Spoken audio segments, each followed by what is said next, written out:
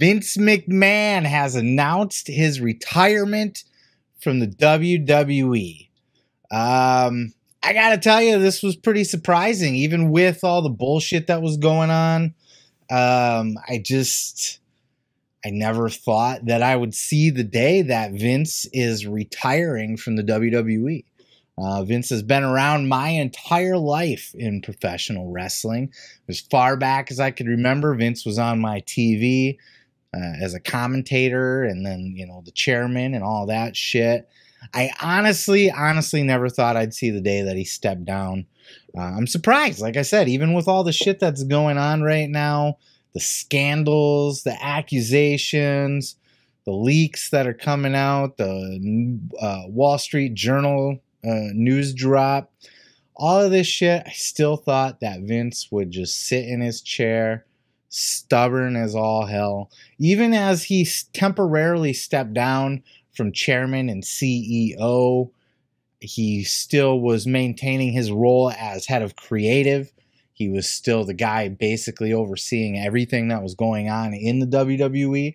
And we all kind of thought that Stephanie being put in place as temporary interim CEO was just kind of a wink and a nod. Like, okay, yeah, sure, right. It was all a show. Vince would still be running things behind the scenes. But apparently not. It broke today. We had this news drop from Vince McMahon. Let's go ahead and I'm going to pull up and read the exact quote here.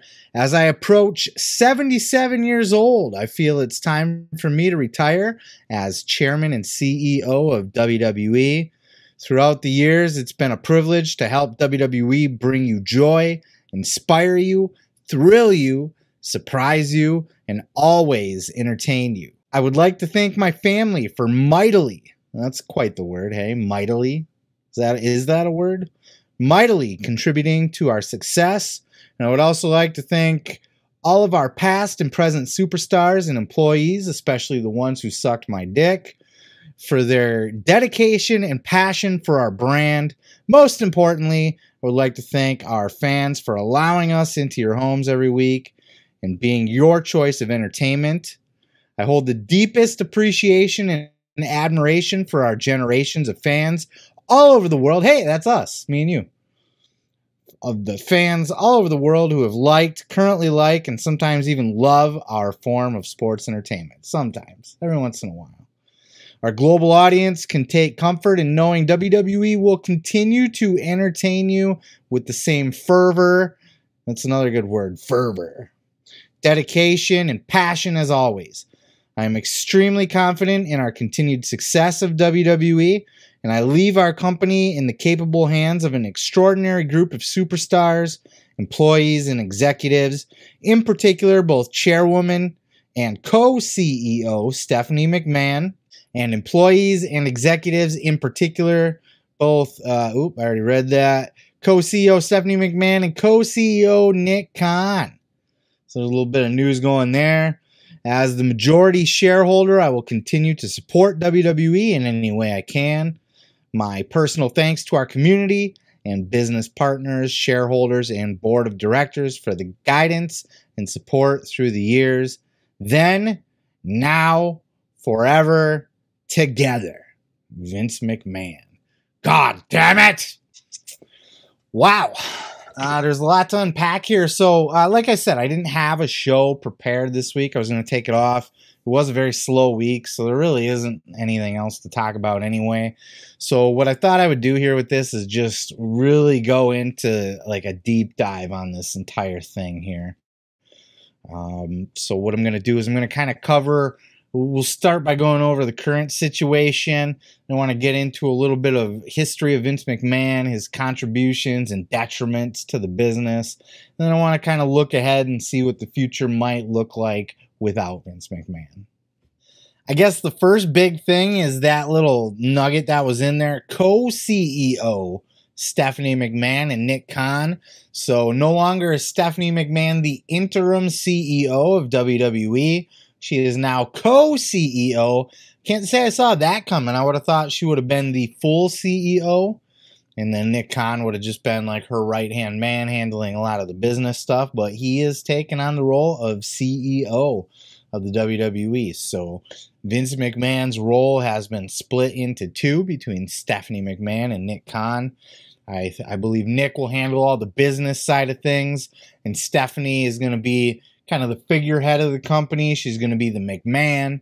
She's going to be the female, which, you know, with all the allegations and everything, it's probably a good idea that there's a female for a little while so that the company doesn't retain that image. And she'll probably be more in control of like the wrestling side of the things, you know, what's actually on TV and that sort of thing. Creative. They have not named a head of creative yet. My hunch is that it will be Triple H, who has been named the head of talent relations. So he's taken over for John Laurinaitis. Laurinaitis is out the door. And there are some rumors that Paul Heyman might be tapped to do to be the head of creative. That I would also love to see that. He would be a great pick for that role. I also like Triple H for it. Either one of them would do a fantastic job as head of creative. Much better than Vince has been doing. I'm pretty sure the guy, the doorman or the janitor of the building could probably do a better job of creative than Vince McMahon has. And, you know, Vince has quite the legacy, and he's built a long history of very creative shit. You know, he is an evil genius. There's no doubt about that. His history and career speak for itself. But he's also, you know, as of late, over the last, 5-10 years, kind of been very hit or miss. He's the guy that likes to rewrite the show 5 minutes before it goes on the air. That kind of stuff. Everything's on a whim. Everything, you know, he randomly changes his mind. He's got all these stupid ideas. This is potentially a big game changer, because we kind of thought as Vince was stepping down that it was just sort of a figurehead thing, right?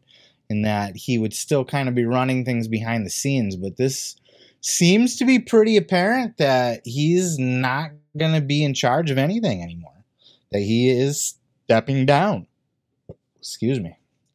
Burping up that birthday dinner. I like the idea of Stephanie being in charge. I think she's going to do great. Apparently, she's very well liked backstage. She's friendly with the talent. She's been around the business for, you know, as long as I've been alive, as long as she's been alive. Ever since a little kid, she's been in the locker rooms. She's worked every job within the company you can think of, you know. She's had all these different roles within the company. She's seen it from all sides. And I really think she's going to bring a lot to that role. Nick Khan's going to bring a lot to that role. He's clearly a very savvy businessman, very smart, very well suited to do the business end of the thing, to be negotiating deals and all that. He's the one behind getting WWE Network on Peacock, doing that whole thing. He's also the guy that's been behind all the crazy cuts and everything like that. This could be where these rumors, this TV-14 thing, at first it came out, you know, with last week's episode, I talked about that WWE announced that Raw is going PG-14 or TV-14. But apparently that's not the case. This is just something that they've been kind of kicking around, that this is an idea. And maybe that was kind of leaked, or they jumped the gun on that, because this is something that they plan to do. They plan to move to TV-14, but they wanted to wait till Vince was going to make his move, because apparently Vince had internally told people that he was going to be leaving and stepping down as of, you know, about a week ago. He made the decision to do this, and just as of today is making it official. A lot of mixed feelings on this. Stephanie McMahon actually came out on SmackDown earlier tonight as I record this and led the crowd in a big "Thank you, Vince" chant. Go ahead and check out that clip here, by the way. This is the WWE Universe, and we are eternally grateful for all of you. But since Vince had the opportunity to thank us, I think this is the moment that we take to thank him. So now we're going to do it together, right? Thank you, Vince. Thank you, Vince.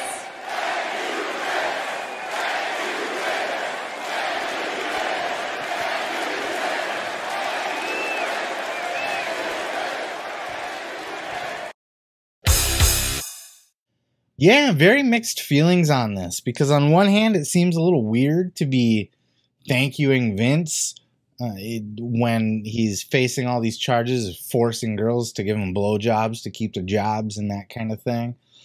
But we've all kind of known this with Vince. We want to take the good and take the bad. Take them both, and there you have the facts of Vince. The facts of Vince.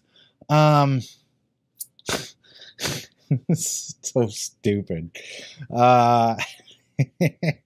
Vince is I mean, it's sad to see him go. I love Vince. I do.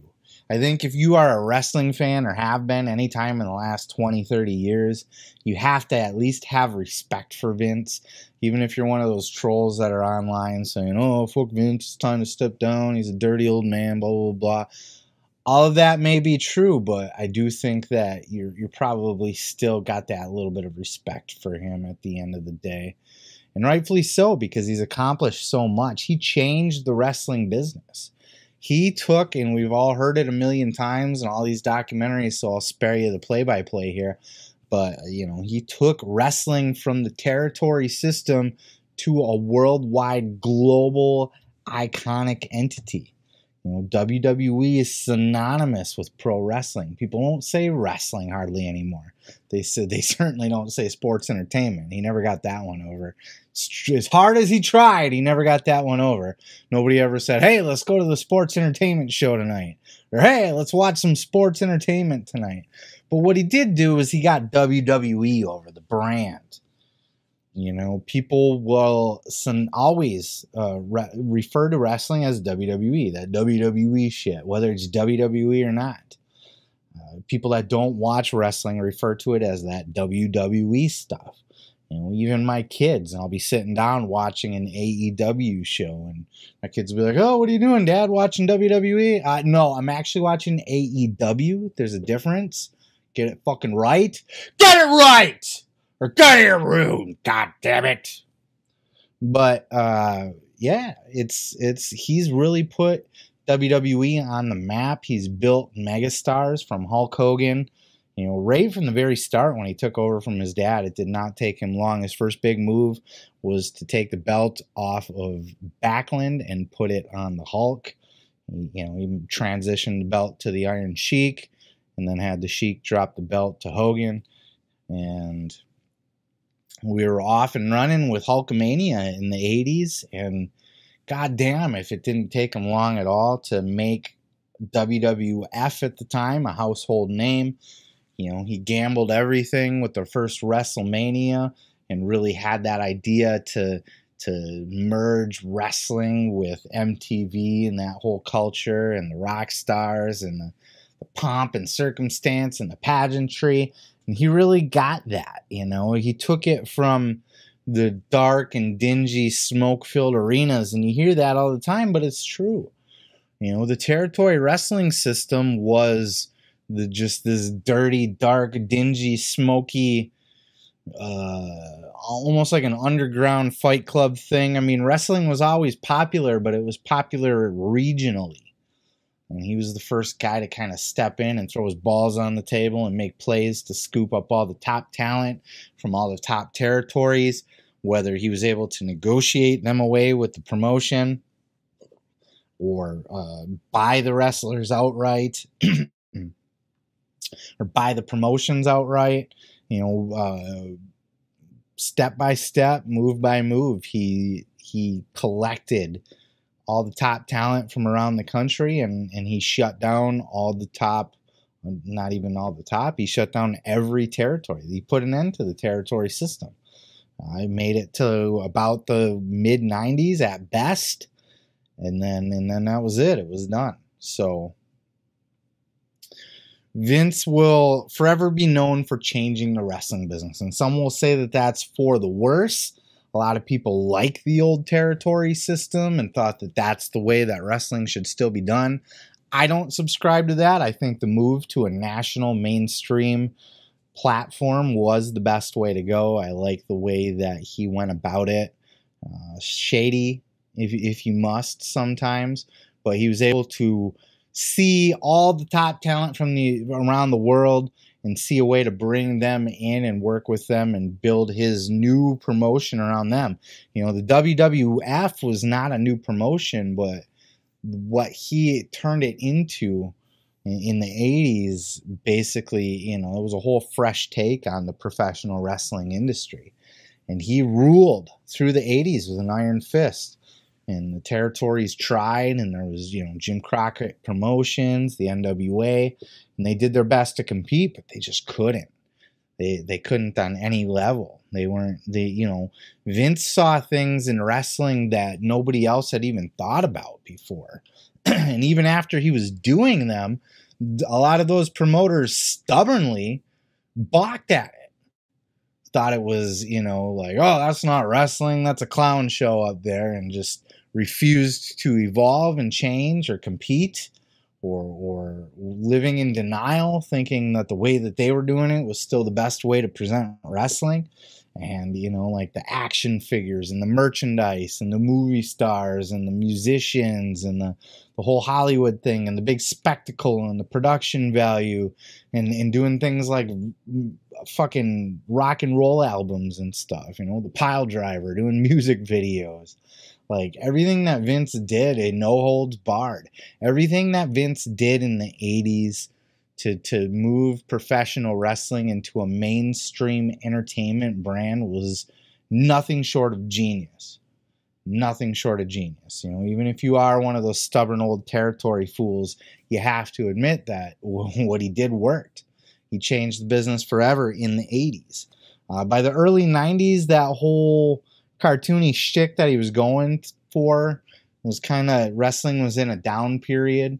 Especially after the steroid trial, because now a lot of the guys, it couldn't be the big buff, roided out muscle dummies anymore. It had to be a different type of product. You know, when Hogan was gone, a lot of the bigger stars were gone, and he was stuck trying to rebuild a promotion with lesser known talent, smaller talent. He had to rebuild, and he did that whole new generation thing, and that's when WCW came along and smartly scooped up a lot of those guys that Vince let go or that left WWE at that time. And business didn't pick up again until the late 90s, you know, about 97, 98 in particular is when wrestling started to take off again in the Attitude Era. No thanks to the NWO and ECW. And Vince was able to, I think he kind of drug his feet for a little bit, and he was kind of behind the times, and he was kind of lost in the shuffle, but it took starting to lose to WCW and their more adult-oriented, reality-oriented wrestling. You know, WCW wasn't exactly like edgy. I would still consider it a somewhat PG product, but it had, you know, they were using wrestlers' real names, and they weren't really doing stupid gimmicks, and they were presenting it more of a realistic style. And that mixed with the popularity of ECW and everything they were doing with all their edgy stuff, kind of pushed Vince in a direction to change and go with the attitude, go with the TV-14, to go with the edgy product. And again, he changed with the times, and it didn't hurt that he had the greatest roster in the history of professional wrestling, and he was able to morph that new generation wrestling slump into a whole new boom period with the Attitude Era. And again, Vince was an absolute genius for what he was able to accomplish at that time. And none of this was without their scandals. There was the referee chick that he was screwing around with, and then there was the steroid scandal, things like that. Wrestling had a bad reputation for a little while in there, but I think by the time the Attitude Era came around, they were able to kind of sweep all that under a rug just because it was so hot. And it was a sign of the times. The whole era, it wasn't just wrestling, but everything was edgy. This was your South Park era. This was your This is where you had like your new metal bands like Korn, and you had your Marilyn Mansons with the boobies and the Satan worship, and Insane Clown Posse was huge at the time, and everything was moving towards an edgier product at that time. It was just an edgy era, and WWE was able to capitalize on that and roll with the punches, and they were able to get themselves to a point where Vince then made the next big move, which was take the company public. Vince McMahon, up until that point, everything that he was doing, he was an absolute genius. And anybody that worked with him at the time would say that everything that he had done was absolutely genius. Every idea that he had, he was the master of taking an idea from creative and being able to put just a tiny bit of a spin on it to make it work and make it that much better, and really make the most of everything that was put on TV at the time. He was definitely called a genius, a creative genius, and he accomplished a lot in that Attitude Era. He was able to create so many megastars, from Hulk Hogan in the 80s and Roddy Piper and the Macho Man Randy Savage, and these were all household names. The Saturday Night's Main Event, let's not forget about that. All the shit that he did in the 80s to make wrestling mainstream. How about getting on Saturday Night's Main Event? Getting Saturday Night's Main Event, to replace Saturday Night Live. That was that one Saturday Night Live with Hulk Hogan and Andre the Giant was the most watched wrestling show in the entire history of professional wrestling. This man was a fucking genius. Somewhere along the way after they went public is where he started to lose track of himself. And after the Stone Cold, like I was talking about, he built so many stars in the 80s. Then in the 90s, he had Shawn Michaels, Bret Hart, Diesel, Razor Ramon, who weren't necessarily as big of stars. But then The Rock, Stone Cold, he was able to make household names again. And this was all Vince. Vince was a fucking genius at this time. But once the company went public, that's when he started to lose his way, because now he's not able to just do what he wants. Now he has masters to serve. Now he owes it to his shareholders to progressively make wrestling, to make the WWE more profitable this month or this quarter than it was last quarter. So he had to constantly just be trying to serve them and his TV masters and everything, always constantly trying to keep the ratings up, and this became a bit of a problem for the creative product. He wasn't really looking long term. He was kind of booking on the fly, and a lot of his shit didn't make sense during this era. And the early 2000s, after Stone Cold left, after The Rock left, kind of became another flop. He had Triple H trying to carry the company. He had The Undertaker and Mankind. He tried his best through the early 2000s to maintain the momentum that he had, but he just wasn't able to. And that's kind of, into the Ruthless Aggression era, where wrestling, I feel like, really started to dip off. I actually stopped watching for a little bit during this time, and it took me a little while to kind of come back into it. But you can't discount everything that Vince was able to accomplish in his career. And even through the 2000s, even though he wasn't able to create the megastars like he had used to, I would say John Cena was the last great megastar he was able to create. I think, the product continued to slip in the ratings and that sort of thing, and it became more and more bullshit and irritating. We started to see more of the bad booking coming into play, the 50-50 booking, and just the fuck finishes and disqualifications and countouts and all this stupid shit he started to bring into play. And I feel like he really kind of started to lose his touch at that time. But he was able to still, regardless of the quality of the booking and the actual in-ring product, he was able to just continue to keep that WWE name, that brand name, at the top of pop culture. And everything he did made the WWE a household name continually. They didn't fade out or fall off, you know. I would argue WWE is still a household name to this day. You know, even at its lowest ratings that I think it's ever had, or some of the lowest ratings it's ever had, he's been able to maintain its popularity in pop culture in general. Always referenced, always talked about.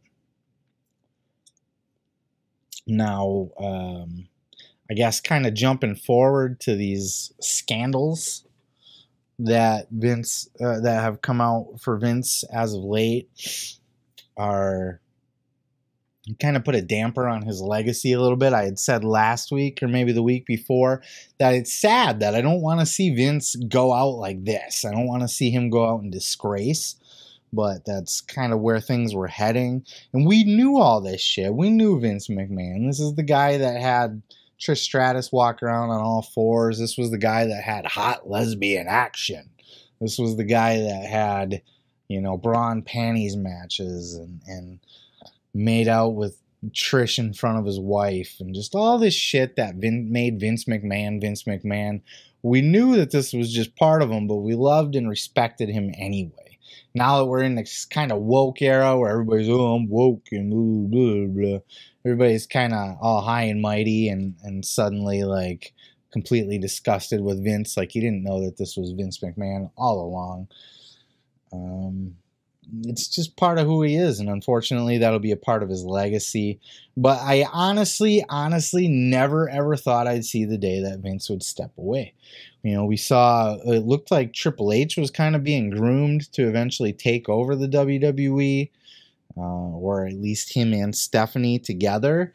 But we kind of got to a point where, and then especially in Triple H did great with NXT. He showed that you put Triple H in charge of a wrestling company, he's going to do phenomenal.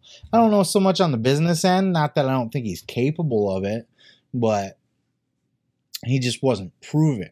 So maybe he needed a little bit of a team around him. But it looked like wrestling was going to be switching to that direction, and he was going to be kind of grooming people. But as the years went by, and then all of a sudden Triple H is getting power taken away from him, and NXT was completely changed after AEW came around. It seemed like Vince just kind of was never going to go away, you know, and we thought that we would never see the day that Vince McMahon would ever step down from WWE. And most people said that they thought he would die in that chair. He's going to die at the chair with the headset on. And I think most of us fully believed that. But now, with Stephanie McMahon taking over, I still wonder if WWE is going to be sold. You know, we all kind of thought that Nick Khan was brought on board to groom WWE for a sale. I still wonder if that's possible. But now that it's official, Vince is stepping down. This was really surprising when I read this today. Really shocking. Almost sad. It's surreal. You grow up with Vince McMahon, you always hear that he's going to die in that chair. He'll never let it go. What's Vince McMahon going to do with his life? He's 77, and that's even more worrisome. Not that he's going to like die tomorrow or anything, but they always say, you know, once you retire and you have nothing to do anymore, it's not long before you just kind of die because you have nothing left to live for. And that's a little bit scary. Makes me wonder how much more we'll actually see of Vince McMahon, if he's still going to be around, if he's going to make appearances on TV, if he's going to be at a Hall of Fame or anything like that, be inducted into the Hall of Fame. But moving forward to the current regime, you know, Vince had put into place John Laurinaitis, and he put into place Bruce Pritchard for a creative. And it seemed like, and Kevin Dunn has always been there for as long as we can remember. It seems like Vince had his team and he was set up. Now, with Stephanie taking over and Nick Khan taking over, Laurinaitis is out the door. Who knows how long Bruce Pritchard's going to last, which might be great because now he'll have more time to do his podcast again, which will be fun. Though I barely listen to it now, and I should because this is the Pro Wrestling Podcast. But, listening to a 3-hour show, even a 2-hour show, an hour and a half show, when over half of it is ads, it's a bit much. Conrad's shows have kind of become the ads, the Save with Conrad podcast, So maybe Bruce, I don't know how long. He's definitely not, Stephanie was the one who fired him before, I do believe. So I don't know that she's going to be his biggest fan. I don't know what his relationship is like with Hunter, though he's not in a position to fire anybody. I'm sure he could certainly throw a recommendation out there. We've always heard that Kevin Dunn and Triple H don't really get along. Kevin Dunn and Stephanie, I don't know what their relationship's like. I would assume if somebody's not well liked by Triple H, that's going to carry over to Stephanie. I do assume that they're a team, a power couple, if you will. And I don't expect Kevin Dunn to stick around a lot longer either, whether he's let go, relieved of his duties, or if he just decides to quit, cash in on all his shares and everything and just kind of live out his life or go do something else. So we're going to see some major shakeups. I talked earlier about the TV 14 thing, that I thought maybe that this was just something that was being talked about once they found out that Vince was going to be stepping down, that this was going to be a plan that they're going to want to maybe move back to a TV 14 product. And they kind of jumped the gun on letting that leak out before they were ready to actually do it. Maybe they were waiting for Vince to step down, and that's one of the changes that they're going to make. I expect to see a lot of changes. I didn't before with Steph as interim because I really thought that Vince would be running things behind the scenes. I don't think that now. I really think that this is a move, and we're going to start to see what the McMahon-Helmsley era is going to bring to us in the con. Isn't it weird that the cons own professional wrestling now? We got a con running AEW, and we got a con running WWE. Are they related somehow? Is this a big coup? Is this a coup? I don't think so. But I don't know a lot about him. We knew that we had all assumed that he was brought in to groom WWE for a sale. Now that he's the co-CEO, is this still going to be the case, or are they just going to keep on keeping on as a family business? Stephanie being the only McMahon left in charge. And how long will she stick around? Will Nick Khan try to push her out? Will he try to take over, speaking of a coup, will he try to take over the entire company? Will he play games to get her pushed out, or are they going to make a good power team? You do your side of the business, I'll do my side of the business, and together we shall dominate. We saw that Triple H was put back into head of talent relations. Again, I think that he would be good for head of creative, but certainly if they're considering Paul Heyman, that might be a good move as well. I don't know how well Paul gets along with the other Paul, Hunter, or Stephanie at this point.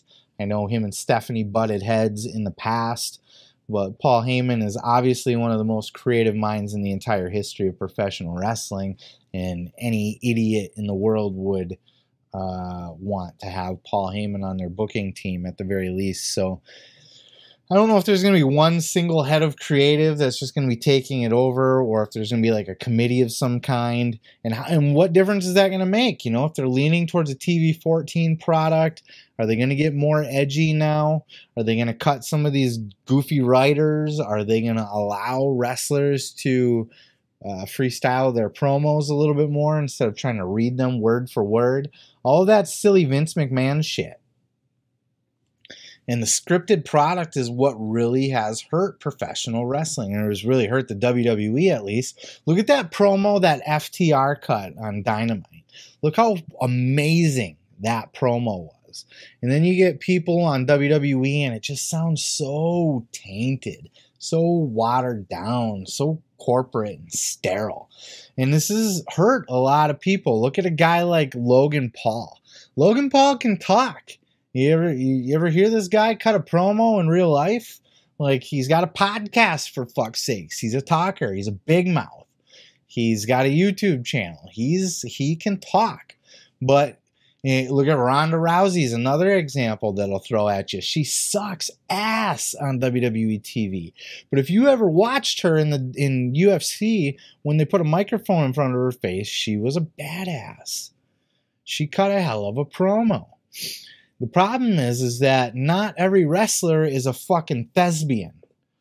And no, it's not a homophobic slur or anything like that. A thespian is an actor, an actor. Not every wrestler can act. Sure, it's showmanship. Sure, it's entertainment. At the end of the day, you're putting on a physical play in a lot of ways. But part of the magic of professional wrestling and part of the magic of being a professional wrestler is being able to ad-lib, being able to freestyle it, to be able to go out there with your bullet points, to just know what you have to talk about. Here's what the boss wants me to get over. I got this match coming up, this, and this. You slide it in your own words. You say it the way that you want to say it, and make sure that you don't go over your time or anything like that. And that's basically it. And if look at all the greatest talkers in the history of wrestling, if all of those people had to come out and recite a stupid ass script that was written by some jabron backstage and then edited by Vince McMahon, it's hard for some of these people. That's why, like, a Logan Paul botched his promo on Raw. That's why Ronda Rousey is less than fucking effective in her role. Ronda Rousey is a big mouth. She's always been a big mouth. She sucks on the mic, but that's not her fault. She's just not a script reader. She sucks at reading scripts. So I think if whoever takes over, be it Triple H, be it Paul Heyman, I'm sure that Stephanie and even though Stephanie's like the boss, the co-CEO, and why I say Stephanie is because I don't expect Nick Khan to be too hands-on on the creative side. I don't think that's why when you're co-CEO, you're going to split duties. You don't want to step on each other's toes, you know. You don't want Nick trying to do everything that Stephanie's already doing and overruling her, and people don't know where to go or who to talk to. You know, I wouldn't even expect the talent to be going to deal with Nick Khan. You know, I don't expect people to be lined up outside Nick Khan's office to talk about creative. You know, I expect that Nick Khan's going to handle the business shit, the network, the USA and Fox, and he's going to handle all those big deals, the money stuff, and getting the product out there and making all these brand deals and that sort of thing, the expansions. And I expect Stephanie to handle the wrestling part of it. And I think that's a good way to do it. If you're going to be co-CEOs, I think that's beautiful. And if Stephanie is going to be heading up the wrestling side of it, even though Triple H isn't officially in a CEO role, you know that, like, they're married. They're gonna consult each other. Stephanie is going to allow Triple H to have input on this stuff. And I don't think that they're going to create such a sterilized product where everybody's reading stupid ass scripts and everybody's being fake and phony and really capping their abilities, you know. I think this creative team that's going to be put in place, whoever it is, especially if it's a Paul Heyman too, they're going to start to let these wrestlers fly and let them sink or swim on their own.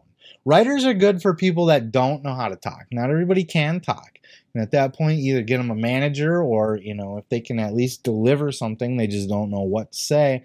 Having a writer or two, you know, Tony Khan, AEW could stand to have a writer or two on staff. They don't need to be writing everybody's promo and writing the whole show. They just need to be there and be available to help kind of smooth things out and fill in the blanks and really add that extra spice to people's promos that might need it. Just be available. Like, hey, if you guys need help with your promos, I'm here for you.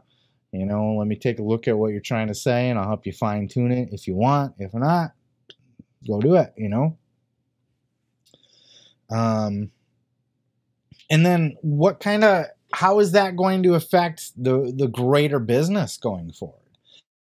because a lot of these people that left the WWE left because they were fed up with the creative process. They didn't like being handed a script. They didn't like all the bullshit restrictions and the having to fight for everything creatively all the time. Triple H is one of the boys.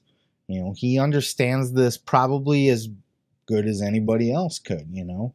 And if the way that he ran NXT is any indication, I think if the Stephanie McMahon Helmsley era, if you will, is going to be a little bit more lenient, this could attract some of these people that left WWE and were not happy with it because of the creative process, because of Vince, that it could start to attract some of these people back. And, you know, where we saw like in FTR, WWE was interested in bringing back FTR, of course, because they're on the biggest run of their fucking career right now. It'd be laughable for them to go, yeah, let me give up all of this, you know, because what's getting them over is great wrestling matches and great promos, and they're not going to be allowed to do that in WWE. But if those restrictions can be lifted and they can go be FTR in the WWE, we might start to see some people wanting to jump ship, and this could be very interesting, especially if the TV-14 is in play as well, like an MJF, if he goes over there, Triple H, Stephanie, just kind of let him cut loose and do his thing. WWE could have another boom period. They really, really could. They could become a much better product than they are, because they're unwatchable. They're unwatchable. I keep tabs on WWE. I watch certain things, but I cannot sit through a 3-hour Raw. I cannot sit through a 2-hour SmackDown. Half the time I can't even sit through the pay-per-views. It's bad. It's so bad. But I think there's an opportunity here for a lot to change. On the flip side, how there might be a lot of talent that are attracted back to WWE because of this change. We've also heard that Brock Lesnar walked out of SmackDown because of the Vince McMahon news and basically had said, if he's not here, I'm not here. This is going into SummerSlam where he's got a match with Roman Reigns. I don't know if this is just Brock being a hothead and cooler heads will prevail and he'll still finish out his contract, or if he's just going to really say, fuck you guys, I'm not working if Vince isn't going to be there. And there may be guys that do that too. I can't imagine many, because Vince has appeared to be very detrimental to the product as of late. But hey, it could go both ways. It really could. But I expect this to be a major game changer for the industry. Business-wise, I think, you know, Nick Khan's been kind of running the business end of it for a while. You know, like I said, the TV deals, the WWE Network deal, some of these contracts, these cuts, all that stuff's been Nick Khan, not Vince. Vince has been creative. So I expect much more of the same. I expect WWE to be in pretty good hands. Nick Khan has proven himself to be more than capable to handle that role. And I really do think Stephanie, Triple H, if they do bring on Paul Heyman or anybody else that they might decide to bring on, I think Triple H is going to probably try to bring back a lot of his power team. You know, we might see the return of like a Road Dogg, you know, guys that went to AEW, like a William Regal perhaps. This could be a little tougher for Tony Khan too, because Tony Khan has certainly benefited being an alternative place to work that's more free, more relaxed, more wrestler friendly. That's been the big attraction for all these top stars. And if WWE can start to offer that and show that, then they're going to create real competition for AEW. And when I say competition, I don't mean ratings and household name and brand awareness, because WWE is still leaps and bounds above AEW in that regard. AEW's got a lot of work to go. I mean competition in, you know, all these talents that have jumped ship to AEW. Almost all of them, it's been the same story. Creative. It's not money. WWE's got all the money to throw around in the world. It's the bullshit promos. It's the bullshit matches. It's the never getting a push. It's the lack of emphasis on the in-ring stuff. These people just aren't allowed to be who they are. And a lot of these guys have good relationships with Triple H. If he's the head of talent relations now, like in FTR, they loved Triple H. They really did. So when their contracts come up and Triple H says, hey, you guys want to come back to WWE now? They might be a lot more open to listening, especially, if the money's there. And that could cover a lot of other people. And we could see a lot of the top guys getting sucked away from AEW back over to the WWE. It won't be everybody, though. Some people do have beefs with Triple H. CM Punk, for example, is never, ever going to go back to WWE. It wasn't going to happen under Vince, and it sure as fuck ain't going to happen under Triple H. But I feel like Triple H has built pretty good rapport with the young guys nowadays. Anybody that's been through the doors of NXT has nothing but good things to say about Triple H and that whole experience. Their problems didn't start till they went up to the main roster under Vince. So I really do think that this is going to be the beginning of a huge turnaround and possibly a brand new boom period for WWE. And this is going to attract, we're talking about the wrestlers. This is going to attract fans back too. Because there's people like me who I basically stopped watching wrestling until AEW came along. Excuse me. Burping up that birthday. We had pizza. We went to a pizza buffet place. Oh my God. Oh my fucking God. But, and I feel so full and fat and bloated and bleh, puke after this. But, hold on, you get the meat sweats too? Ugh. All sweaty. This is going to change the game. I really do believe that. And this is going to attract fans like me. Like I said, I basically stopped watching wrestling. Then AEW came along and they kind of scratched that itch for me. And they're not perfect either. I got complaints about AEW. I'm not just going to be a full-on fanboy and just love everything that they do. But they've done a lot of things that done a lot of things for me that WWE hasn't. I like the more violent product. I like the looser promos where guys aren't scripted.